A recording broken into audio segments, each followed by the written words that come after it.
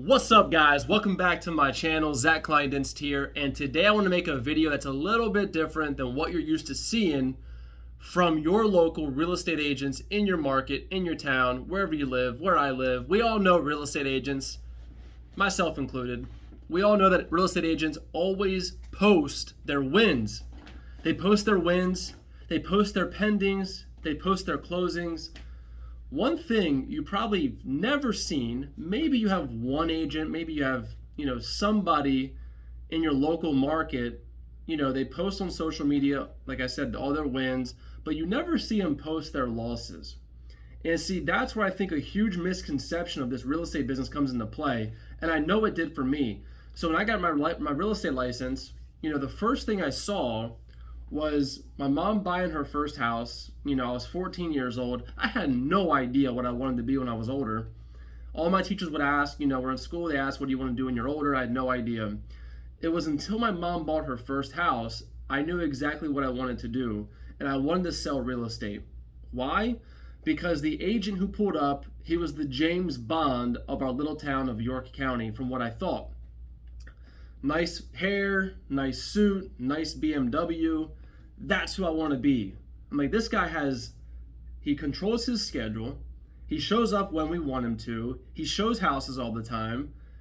My mom was buying this house. I had no idea at the time how much money he was making, but as I got older and started looking into it, I was like, wait a minute, you mean to tell me this guy has his own schedule, works for himself, shows a bunch of properties all the time, and he's making that kind of money?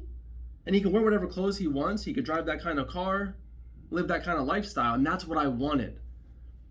You see, it wasn't about what I wanted to be when I was older. It's what I wanted to accomplish and what the lifestyle I wanted to live. And it's the same for all of us, I think. And so anyway, my point to bringing that up is the fact that there's a big misconception in the real estate world, which is why so many people in the world want to get the real estate license. If you talk to 5 of your friends, I guarantee you they've thought about becoming a real estate agent, they are a real estate agent, or they're thinking about investing in real estate.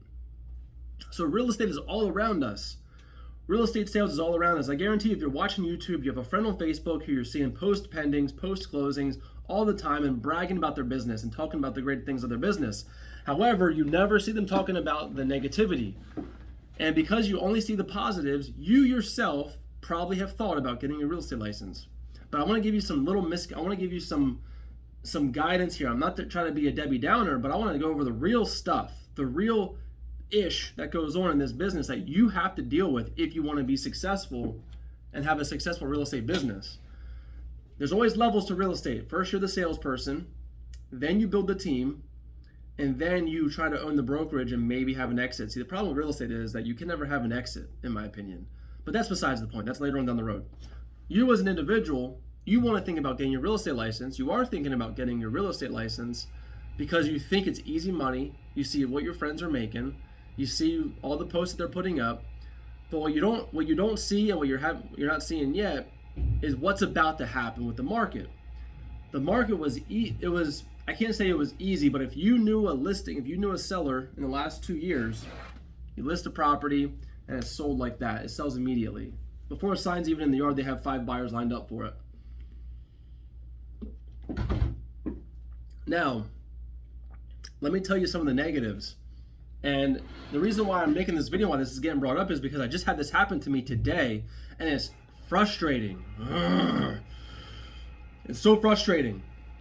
My wife and I went out, we moved our entire schedule around. And this is my fault, by the way. This is nobody else's fault. It's not the buyer's fault. It's my fault for not setting the right expectations up front, not setting an upfront contract, meaning having the conversation and telling him what my expectations are and what my intentions are. And so it's my fault, shame on me, but this is the negatives that you would deal with in real estate. This is my recent experience, and I'll go over some other experiences then as well. Yesterday, it was Monday of this week. I don't want to timestamp this, but it was Monday of this week. We went out and we rearranged our whole day. My mom was going to pick our kids up. They had to go somewhere else, and my wife and I, she wasn't going to go to the office because she was going to go with me to show these properties. They were $3 million properties. And so, it'd be the biggest sale I've ever made, $3 million. So anyway, she came with me. And as we're going down there, I'm lining up 5 different properties for us to see. While we were there, we found 3 other properties that were off the market to also go look at. So I showed this guy a total of 8 properties. We spent probably about 3.5, 4 hours with this gentleman. And mind you, I spoke to this gentleman back in January of 2022, and he texted me. We were following up over time, but it's been a couple months since I spoke to him, but he texted me literally 2 weeks earlier and said, I'm coming down here in the middle of November. I want to see some properties. Can you help me out? Absolutely. 100%. Love to help you out.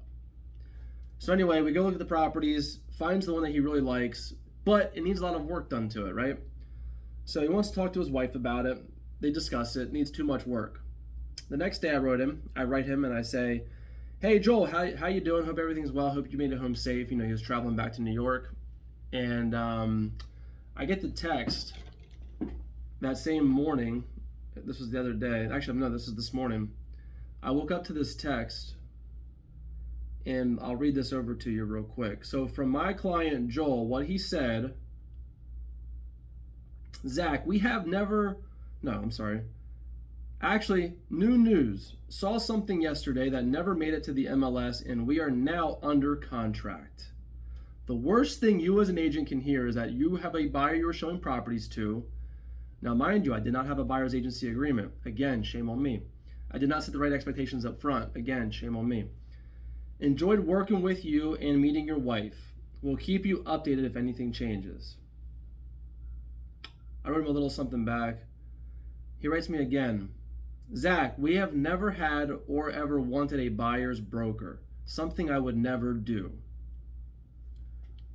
Take that lesson as a learning curve for you. Take my mistake, I'm a veteran, guys. I've been doing this thing since 2014. I've sold over 800 properties. I've been doing this for a long time.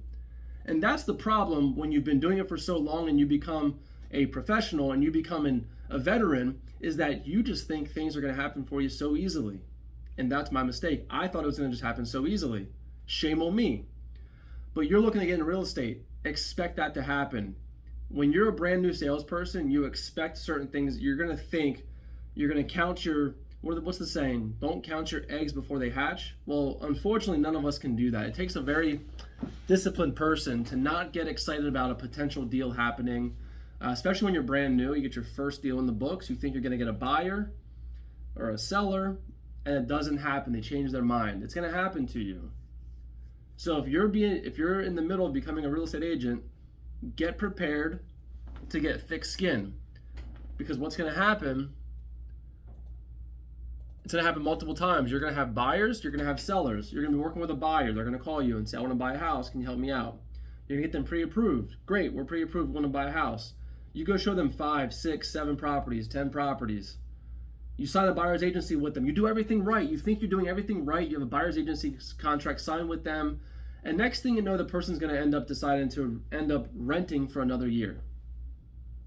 After you wasted all that time, all that gas, all your hours, your weekends, your evenings, you moved things around with the family, you missed events, just for that person to come back to you and tell you they're going to rent for the next year. It happens to you. You're going to get a listing under contract. It's under contract. They want to sell this to buy something else. So now you in your mind, you're thinking, okay, I'm going to help this person buy and sell. I'm going to get excited about it. And what's going to happen is 2 months into the listing, after you paid for photos, you showed the property, you met buyer's agents at the property, you've did a bunch of phone calls around the property, all this work for the seller to just contact you and say, hey, listen, we realize we think it's best to not sell our property at this time. Can you please remove the property from the MLS? We've been thinking about it a lot lately. That's going to happen to you. And so I say all these things not to discourage people from being a real estate agent, but I say it to encourage you to consider a couple of different things. You have to get thick skin. You're going to have rejection, and you're going to deal with a lot of different losses along the way. None of your friends, none of your local real estate agents will show you that on social media. You're going to have losses. You're going to have, heartbreaks. You're going to freaking think that they're your best friend. Next thing you know, they're going to ghost you and not call you back because they went with somebody else they knew longer than you. You're going to follow up with people for 6 months, think you're going to get the deal. They're going to go with somebody else that they knew. All these things are going to happen to you in your business, but these are the things that nobody ever shows you on your social media, on Facebook, on Instagram.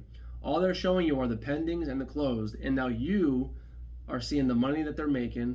You think it's going to be easy, and now you want to get licensed, but you don't see the stuff in between those pendings and those closed transactions. So if you're thinking about getting your real estate license, you have questions, you have concerns, you have just ideas of different things that you want to explore with, real estate and what the opportunities are. There's opportunities everywhere with real estate. Real estate is a phenomenal career. It's a phenomenal sales profession.